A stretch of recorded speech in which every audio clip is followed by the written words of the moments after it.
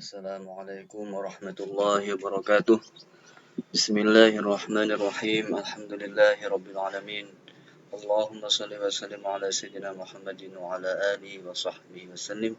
Allahumma 'allimna ma yanfa'una wanfa'na bima 'allamtana innaka antal alimul hakim. Walhamdulillahi rabbil alamin.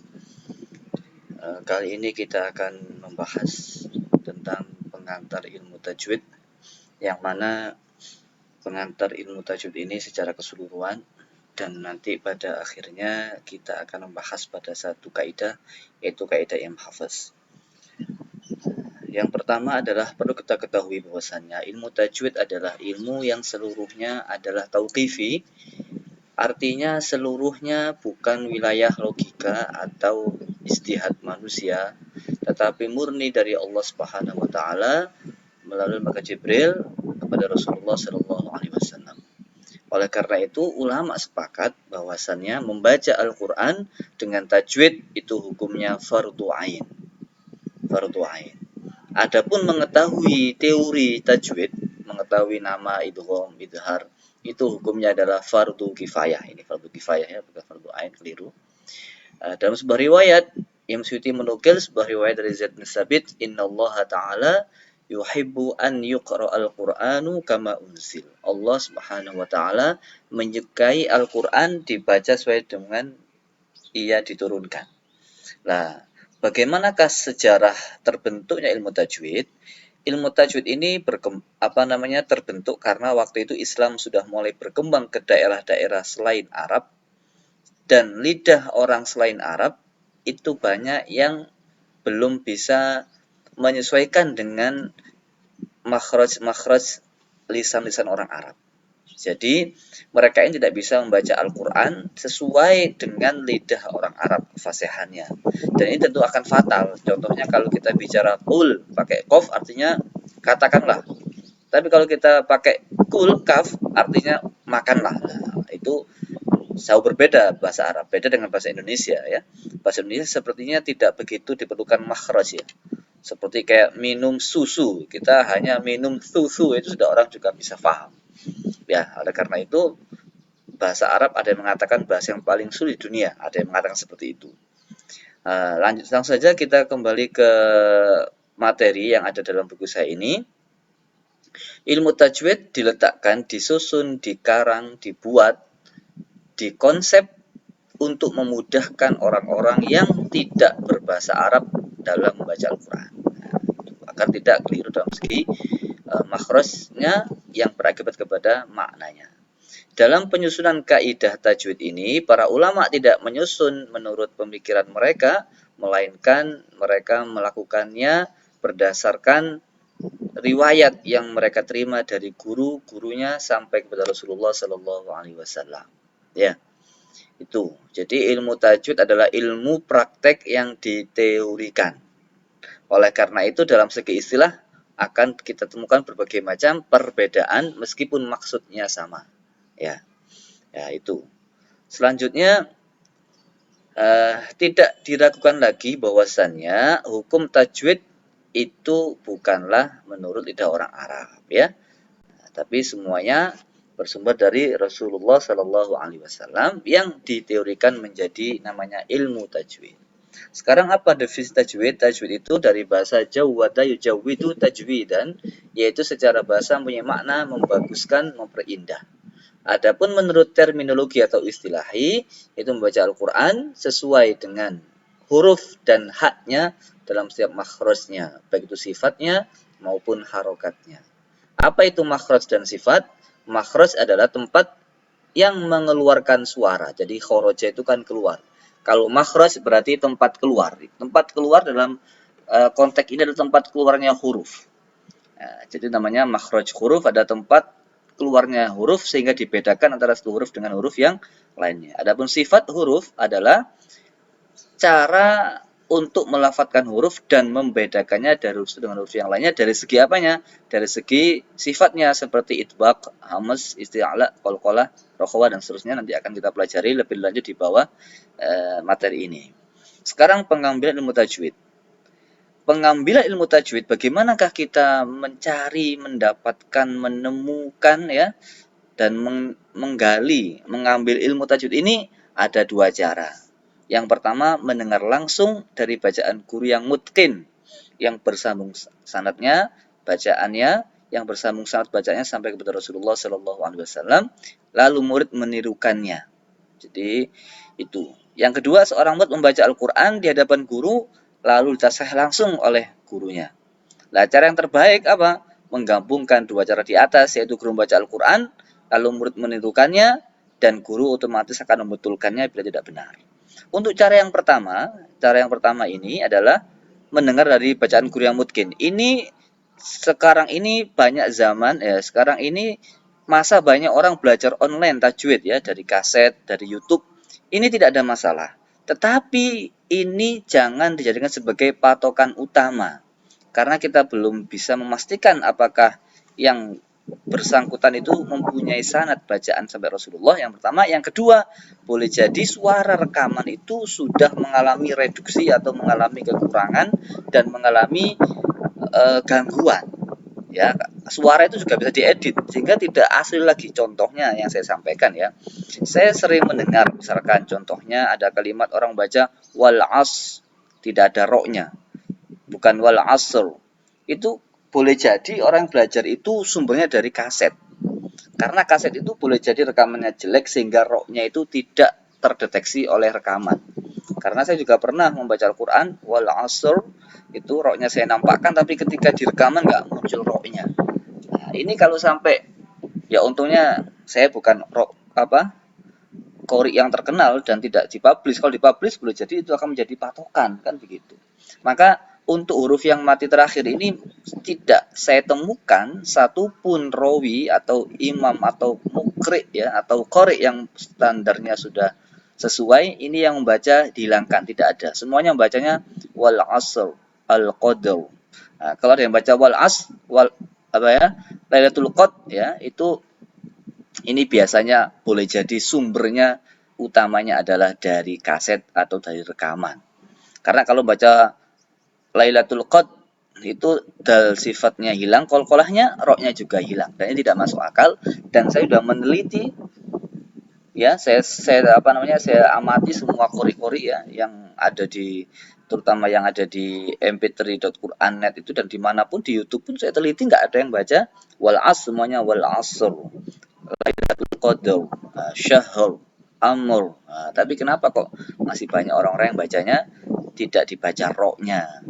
Saya pernah mendengar Syekh Mahmud Al-Khusori dalam sebuah riwayat dalam sebuah rekaman di kaset-kaset itu baca wal asrnya juga nggak muncul roknya. Itu saya yakin 100% bukan beliau sengaja, tapi itu rekamannya yang kurang berbobot.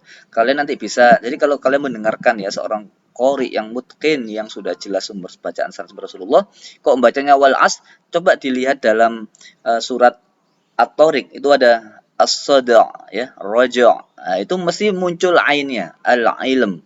Nah, itu mesti ya. Nabagh. Syekh Suari juga membaca surah Al-Kahfi waktu berhenti nabagh. Ya, itu. Jadi muncul semua akhirnya. Jadi kalau ketika wal asr nggak muncul, itu berarti rekaman kasetnya lalu ditiru oleh orang-orang yang belum membacakan Al-Quran kepada seorang guru yang mutkin yang sampai bacaannya kepada Rasulullah SAW secara sanadnya. Oke, jadi hati-hati mengambil Al-Quran, jangan sembarangan. Harus dipastikan kalau guru kita membaca 30 juz di hadapan seorang guru yang bersanad sampai Rasulullah, dan kita juga membaca hadapan beliau ya. Itu cara pengambilan tajwid yang benar.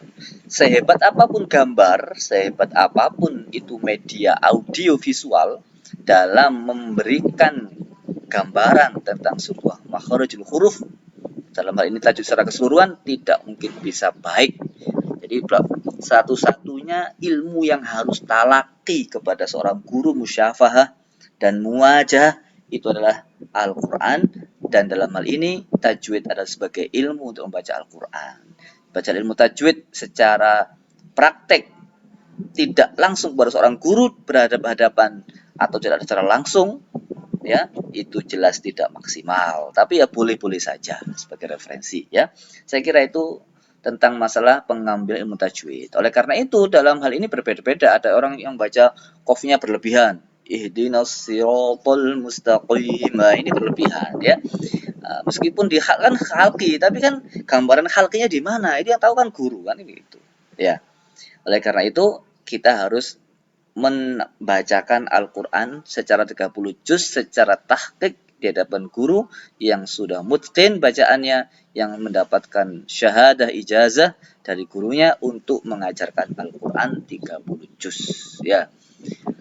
Baik, kita lanjutkan lagi. Imam Bukhari, Imam Muslim, Imam Tirmizi, Imam An-Nasai dan Muhammad meriwayatkan sebuah hadis an Anas bin Malik radhiyallahu anhu qala Nabi sallallahu alaihi wasallam li Ubay, "Inna Allah amaroni an aqra'a 'alaika lam yakunil ladzina kafaru."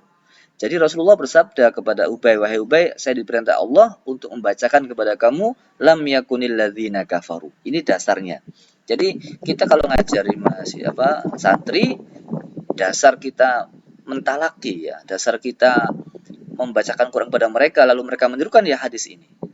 Untuk urusan menirukannya ini belum disebutkan, tidak disebutkan di hadis ini. Hadis ini hanya menjelaskan tentang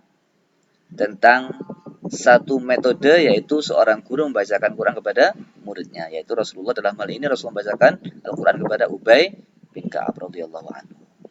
Hadis tersebut menurut Imam Abu Amr Ad-Dani merupakan dasar yang kuat sebagai cara pengambilan dan belajar ilmu tajwid, yaitu dengan cara mendengar bacaan dari seorang guru. Sebagaimana yang dilakukan Rasulullah SAW kepada sahabat Ubay. Bagaimana kita bisa membaca Quran benar tanpa guru memberikan contoh kepada kita. Sekarang siapakah peletak dasar ilmu tajwid? Peletak dasar yang membuat idgham, ikhfa, 3 ketukan, 3 harokat, 6 harokat. Ini adalah dari segi amaliyahnya, kalau dari segi amaliyahnya Rasulullah SAW. Tapi kalau dari segi yang membuat kaidah, aturan ya, ketukan dan seterusnya, ini adalah ulama. Ulama ini tahu dari mana ya? Tadi dari tabi'in dari sahabat dari Rasulullah SAW, ada silsilahnya. Adapun peletak pondasi secara teori ya, secara teori, kalau prakteknya Rasulullah, kalau teorinya siapa? Nggak ada kesepakatan, dan mengatakan Abu Amr Hafiz bin Amr Ad-Duri. Ada yang mengatakan Imam Musa bin Ubaidullah bin Yahya Al-Baghdadi. Ada yang mengatakan Imam Abu Aswad Ad-Du'ali. Ada yang mengatakan Imam Khalil bin Ahmad Al-Farahidi. Wallahu a'lam bishawab ya. Yang jelas tidak ada kesepakatan ulama tentang siapakah yang pertama kali meletakkan dasar-dasar teori ilmu tajwid. Bagaimanakah hukum dan dalam ilmu tajwid? Hukumnya, hukum mempelajari ilmu tajwid sebagaimana disebutkan di atas adalah fardu kifayah. Kalau kalau semua orang nggak ada yang baca ilmu tajwid, dosa semuanya. Karena kalau nggak ada yang baca tajwid, bisa dikatakan nanti Quran akan mengalami reduksi ya, pengurangan dan perubahan yang nyata nanti. Qaf dibaca kaf dan seterusnya. Atau ain sama hamzah sama, nggak ada bedanya. Ini juga akan mereduksi mana idgham nggak diidghamkan, panjang nggak dipanjangkan, juga masalah. Ar-Rahmanir-Rahim. Kalau kita baca Bismillahirrahmanirrahim. Kalau Ar-Rahim panjang, Allah Maha kasih sayang. Tapi kalau pendek, Bismillahirrahmanirrahim. Nah, kalau him nggak ada iya-nya, berarti itu rahim, jauh berbeda. Nah, itu juga problem kalau nggak ada yang meletakkan panjang dan pendeknya. Adapun mengamalkan ilmu tajwid hukumnya fardhu ain, ya. Saya kira sudah jelas. Dasar kefarduan ilmu tajwid ini ditetapkan Allah dalam Al-Quran, warattilil Qur'ana tartila. Ini dasar kita membaca Al-Quran dengan tartil, dengan tajwid, dengan aturan kaidah yang telah dikonsep, dibuat oleh ulama. Dari mana? Ulama mengambil dari teori, dari praktek. Oleh karena itu istilah tajwid berbeda-beda. Ada yang mengatakan matsila sughra, ada yang mengatakan matsila qasirah. Itu ada beda istilah saja. Dalil dari sunnah ini, innallaha ta'ala yuhibbu ayyuqra'al qur'anu kama unzil, sebagaimana telah disebutkan di atas tadi. Adapun ijma', dalil kewajiban mempelajari tajwid secara ijma' apa? Atau dalil kewajiban seseorang membaca Al-Quran dengan tajwid, dalilnya apa secara ijma'? Yaitu Syekh Muhammad Maliki Nasr berkata dalam kitabnya Nihayatul Qaul Al-Mufid, beliau mengatakan bahwasanya para ulama sepakat bahwa membaca Al-Quran itu harus dengan tajwid. Kesepakatan ini sejak zaman Nabi sampai zaman kita sekarang ini. Dalam hal ini tidak ada perbedaan pendapat. Ya, saya kira itu tentang mukadimahnya. Lalu sekarang tingkatan pahala membaca Al-Quran. Membaca Al-Quran, masing-masing orang berbeda pahalanya sesuai dengan kriteria berikut ini. Ya, yang pertama, al-muhsin al-ma'jur, golongan yang membaca Al-Quran dengan baik dan mendapat pahala dari Allah Subhanahu Wa Taala. Mereka ini membaca Al-Quran secara talaki kepada seorang guru atau mukri yang ahli hingga memperoleh sanad yang sahih yang muttasil. Mereka inilah orang yang dimaksud Nabi dalam hadisnya yang diriwayatkan Imam Muslim dari sahabat dari Sri Rasulullah an Aisyah radhiyallahu anha an Nabi sallallahu alaihi wasallam qala alladzi yaqra'ul Qur'an wa huwa mahirun bihi ma'as safaratil kiramil bararah. Orang yang baca Al-Qur'an dan dia itu faham, pandai, mengetahui maknanya, mempraktekkan kandungan isinya, itulah orang-orang yang derajatnya akan bersama dengan malaikat yang baik dan mulia. Ini orang yang baik kalau membaca Al-Qur'annya dapat pahala. Tapi ada orang-orang yang ma'zurnya diampuni ya, artinya dimaafkan ya, tidak ideal. Itu golongan orang-orang yang lisannya masih belum baik dalam baca Al-Quran, belum bisa benar tajwidnya, tapi ikhlas karena Allah. Nah, mereka ini akan mendapatkan pahala ya, tapi ya dimaafkan karena bacaan jelek tetap pahala, tapi pahalanya beda dengan yang di atas. Kalau di atas pahalanya nggak terkira, nggak terukur karena sudah dengan malaikat-malaikat yang mulia. Adapun hadisnya ini, hadis Imam Muslim dari Sayyidah Aisyah istri Rasulullah SAW, beliau mengatakan walladzi yaqra'ul Qur'an wa yata'ta'u fihi wa huwa 'alaihi syaqqun lahu ajrani. Rasulullah SAW bersabda, orang baca Al-Quran dan dia terbata-bata berusaha payah, maka dan dia itu sangat kerepotan dalam baca Al-Quran karena belum benar dan belum baik, maka dia dapat 2 pahala. Nah, ini ada yang ketiga yang naudzubillah min zalik, yaitu orang yang al-musi al-asim, orang yang tidak mampu membaca Al-Quran dengan baik dan benar dan tidak mempraktekkan isinya dan dengan sengaja sudah ngerti idgham tidak diidghamkan, sudah ngerti ikhfa nggak diikhfakan, dan tidak mengamalkan isi Al-Quran. Nah, ini orang yang jelek dan berdosa. Golongan itu tetap berdosa ketika membaca Al-Quran karena kesalahan dalam membaca Al-Quran tanpa memperhatikan mutajwid. Karena kalau tanpa memperhatikan mutajwid dengan sengaja, dia berdosa. Karena itu akan berubah makna, merubah keaslian, kemurnian, keindahan, dan keautentikan Al-Quran secara suara, secara estetika. Nah, maka dia berdosa kalau sengaja. Kalau nggak sengaja dimaafkan. Ya, jadi Imam Muslim meriwayatkan sebuah hadis dari sahabat Abu Malik Al-Asy'ari, Rasulullah bersabda, "Wal Qur'anu hujjatun laka aw 'alaika." Quran itu bisa menjadi penolongmu dan juga bisa menjerumuskanmu ke neraka. Tergantung niatnya, tergantung bagaimana kita mengamalkannya. Kalau kita ngaji Quran dengan cepat-cepat ya, tergesa-gesa karena permintaan sahibul hajah, ya, request sahibul bed. Nah, ini tentu tidak benar dan boleh jadi itu akan menjerumuskan kita kepada neraka. Nauzubillah min dzalik. Nah, tujuannya mempelajari mutajwid. Tujuan mempelajari mutajwid adalah menjaga atau memelihara lidah dari kesalahan dalam baca Al-Qur'an dan berusaha untuk mendapatkan kedudukan pahala yang istimewa di sisi Allah Subhanahu wa taala. Posisi mutajwid, kedudukannya, ilmu tajwid itu sangat mulia, lebih mulia jika dinisbatkan pada semua ilmu yang ada. Karena mutajwid langsung berhubungan dengan firman Allah Subhanahu wa taala. Langsung kita lanjutkan bab selanjutnya. Standar bacaan Al-Qur'an yang benar. Jadi Imam Al-Qur'an itu baru dikatakan benar bacaannya bila memenuhi 3 standar menurut Imam Suyuti ya dalam kitab Al-Itqan. Yang pertama, bacaannya mempunyai sanad yang sahih, yang mutawatir. Bacaan menggunakan bahasa Arab, artinya ada dalam bahasa Arab. Bacaan yang sesuai dengan mushaf Rasm Utsmani. Bacaan Al-Quran yang bersanad sahih dari Rasulullah SAW merupakan bacaan mutawatir. Ya, sesuai dengan apa yang dilakukan Rasulullah SAW semasa beliau mengambil bacaan Al-Quran dari Malaikat Jibril alaihissalam. Berkaitan dengan ini ada 4 hal yang harus diperhatikan. Bacaan Al-Quran yang sudah memenuhi 3 standar yang telah disebutkan, maka bacaan ini wajib diterima dan diyakini kebenarannya. Bacaan yang diterima melalui jalur ahad yang sahih dan sesuai dengan kaidah bahasa Arab, namun tidak sesuai dengan kaidah Rasul Utsmani, ya, maka qiraah atau bacaan ini tidak dapat diterima dan juga tidak dapat dibenarkan membacanya. Ada ulama mengatakan tidak dibenarkan membaca dalam sholat, tapi kalau selain sholat tidak apa-apa.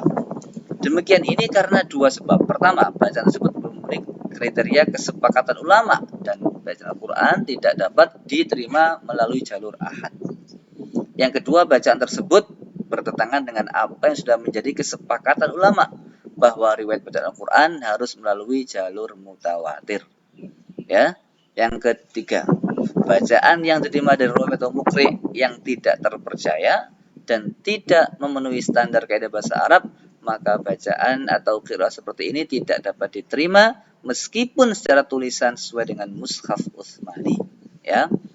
Nah, yang keempat, yang terakhir, bacaan yang sesuai dengan kaidah bahasa Arab dan Rasul Utsmani, namun tidak punya sanad, tentu bacaan tersebut tidak dapat diterima, bahkan berdosa bila melakukannya karena berdusta atas Nabi Muhammad SAW. Imam Al-Qastalani mengatakan bahwa bacaan yang telah memenuhi standar kaidah bahasa Arab dan mempunyai sanad yang sahih, tetapi belum memenuhi kesesuaian dengan kaidah Rasul Utsmani, maka bacaan tersebut dinamakan qiraah syadzah. Bacaan tersebut tidak boleh dibaca baik dalam sholat maupun di luar sholat. Ini menurut beliau ya, karena belum memenuhi 3 standar bacaan yang benar yang telah disebutkan di atas. Imam Jazari berbeda dengan Al-Qastalani. Beliau mengatakan bahwa setiap bacaan yang mempunyai sanad yang sahih, tentu yang mutawatir ya, maka bacaan tersebut wajib diterima dan sah untuk dibaca. Bacaan tersebut harus diyakini termasuk bagian dari al-ahruf sab'ah, baik bacaan tersebut bersumber dari Imam Qurra yang 7 atau 10 atau dari selain mereka. Seperti yang sudah dijelaskan di bab sebelumnya. Sesungguhnya riwayat bacaan yang mutawatir sudah cukup sebagai dasar dan sandaran diterima sebuah bacaan Al-Quran yang sahih tanpa membutuhkan 2 standar yang telah disebutkan, yaitu sesuai dengan bahasa Arab dan Rasul Utsmani. Jadi cukup Al-Quran itu standar bacaan yang sahih ya, menurut Imam Jazri cukup hanya dengan ada sanad yang mutawatir, tidak harus sesuai dengan Rasul Utsmani dan tidak harus dengan bahasa Arab. Saya kira ini lebih masuk akal karena bagaimana mungkin Al-Qur'an itu dihukumi dengan bahasa Arab yang mana bahasa Arab itu adalah bahasa yang kaidahnya mengambil sumber dari Al-Qur'an. Nah, seperti itu. Sama dengan Rasul Utsmani. Rasul Utsmani itu kan adalah apa? Orang baca Al-Qur'an kemudian ditulis dalam bentuk kertas gitu. Jadi nggak bisa sesuatu yang cabang menghukumi yang pokok. Gitu ya. Saya kira itu untuk bab ini. Kita lanjutkan lagi. Adab membaca Al-Quran. Adab membaca Al-Quran ini supaya kita lebih khusyuk, lebih bisa hadir, dan bisa mendapatkan asrar, rahasia-rahasia dalam baca Al-Quran. Yang pertama adalah hendaknya membaca Al-Quran keadaan suci dari hadas kecil, yakni berwudu. Karena itu termasuk zikir yang paling utama meskipun boleh membacanya bagi orang yang berhadas menurut sebagian ulama. Adapun bagi orang yang berhadas besar diwajibkan untuk mandi sebelum membaca Al-Quran. Ini hukumnya ikhtilaf ya. Mungkin nanti akan kita sampaikan hukum membaca Al-Quran dengan membawa hadas kecil. Insya Allah mungkin ada waktunya sendiri atau momen tersendiri. Yang kedua, membacanya di tempat yang suci untuk menjaga keagungan Al-Quran. Ini adabnya. Membaca ta'awudz di permulaan membaca Al-Quran. Karena Allah berfirman, فَإِذَا قَرَأْتَ الْقُرْآنَ فَاسْتَعِذْ بِاللَّهِ مِنَ الشَّيْطَانِ الرَّجِيمِ. Maka membaca Al-Quran, membaca ta'awudz adab. Nanti kita lanjutkan lagi hukumnya bagaimana, sunnah atau wajib. Nanti ada pembahasan setelah ini. Yang keempat, membaca basmalah pada permulaan setiap surat, kecuali surat Al-Bara'ah. Sebab basmalah termasuk salah satu ayat Al-Quran, menurut pendapat yang kuat. Yang kelima, membacanya dengan khusyuk dan tenang sebagai wujud penghormatan pada Al-Quran. Contohnya firman Allah, "Lau anzalna hadzal Qur'ana 'ala jabalin la ra'aitahu khashi'an mutasaddian min khasyatillah." Nah, itu ya. Kalau gunung aja bisa pecah, bisa terbelah. Masa hati kita ini enggak terbelah? Masa kemaksiatan ya? Masa kekerasan hati ini nggak bisa menjadi luluh oleh bacaan Al-Quran. Seperti itu. Nah, keenam, membaca dengan meresapi serta memikirkan maknanya. Yang keenam, membacanya dengan meresapi dan memikirkan maknanya. Allah berfirman, "Afala yatadabbaruna al-Qur'an am 'ala qulubin aqfaluha." Ini saya sampaikan, orang yang baca Al-Qur'an tidak tadabbur, ini adalah tanda hatinya terkunci. Lalu kemudian saya telusuri maksudnya apa? Artinya apa? Ternyata maksudnya kunci adalah ada hijabnya, ada penutupnya. Dan apa penutupnya adalah kemaksiatan. Jadi orang kalau tidak mau bertadabbur, ya tidak mau berangan-angan tentang makna Al-Quran, kandungan Al-Quran, itu tandanya hatinya ada hijabnya, ada penghalangnya, dan itu ada nodanya dan atau masih ada hitam kemaksiatan di hatinya. Nah, untuk menghilangkannya dengan baca Al-Quran disertai dengan tadabbur, ya. Yang ketujuh, membaca Al-Quran dengan tartil. Yang kedelapan, membaca Al-Quran dengan berindah suara. Rasulullah bersabda, Zayyinul Qur'ana bi aswatikum. Hiasilah Quran dengan suaramu. Ada sebuah riwayat yang mengatakan, as-sautul hasanu yazidul Qur'anu hasanan. Suara yang indah itu menjadikan Quran semakin indah. Dalam sebuah hadis yang lain Rasul bersabda, laisa minna man lam yataghanna bil Qur'an. Bukan termasuk golonganku, artinya bukan termasuk umatku yang baik, yang ideal, yang tidak melantunkan Al-Qur'an tanpa disertai dengan suara yang merdu. Yang dimaksud dengan melakukan ini menurut Imam Syafi'i adalah memperindah suara. Jadi suaranya dienakkan, ya. Tapi menurut Imam Harawi yaitu mengeraskan suara. Nah, tapi kalau menurut saya, ya, ada yang mengatakan ya dokhona ini artinya dengan memberikan hak makhraj dan sifat urus dengan haknya dan tempatnya. Tapi kalau menurut saya, kalau misal ya tetap ini kembali di sini, yaitu apa? Membaca Al-Quran dengan dilaku. Jadi jangan Bismillahirrahmanirrahim, Alhamdulillahirabbil alamin. Jangan begitu, tapi harus dilaku. Meskipun nggak enak menurut orang lain, tapi paling tidak kita sudah berusaha untuk melakukan Al-Quran, ya. Bismillahirrahmanirrahim. Ya, menurut orang nggak enak, tapi yang penting kita sudah melakukan Al-Quran, baca dengan baik, kita berusaha untuk menikmati keindahan Al-Quran, ya. Tujuannya apa? Tujuannya adalah untuk memudahkan pendengar dalam memahami dan meresapi makna Al-Quran, supaya juga keindahan tata bahasa Al-Quran masih terjaga. Yang ke-9, bersiwak, ya. Yang ke-10, bagi pendengar ini, ya, agar supaya mendengarkan dengan baik pada radio atau televisi, karena mendengar Al-Quran akan mendatangkan cahaya dari Allah Subhanahu wa taala. Allah berfirman, "Wa idza quri'al Qur'anu fastami'u lahu wa ansitu la'allakum turhamun." Ya, menahan diri dan membaca Al-Quran ketika dalam keadaan ngantuk sampai rasa ngantuk hilang. Karena kalau sudah ngantuk bisa keliru, ya, bisa berubah maknanya. Yang ke-12, adanya pembenaran serta keyakinan membaca kepada Allah Tuhannya dan kesaksiannya pada Rasulullah atas berita yang telah disampaikan, yaitu dengan membaca Shadaqallahul Azim wa Shadaqa Rasulullahil Karim. Ini tidak memutuskan bacaan kecuali dalam keadaan darurat. Membaca takbir setelah surah Ad-Duha sampai An-Nas, takbir Allahu Akbar, ya. Wa amma bi ni'mati rabbika fahaddits. Allahu Akbar. Ini adab. Yang ke-10, 15, memohon kepada Allah agar dianugerahi kenikmatan ketika membaca ayat rahmat dan memohon pertolongan, perlindungan ketika membaca ayat tentang ancaman. Ya. Saya kira itu dulu untuk materi kali ini. Semoga bermanfaat. Kalau ada pertanyaan silakan ditanyakan.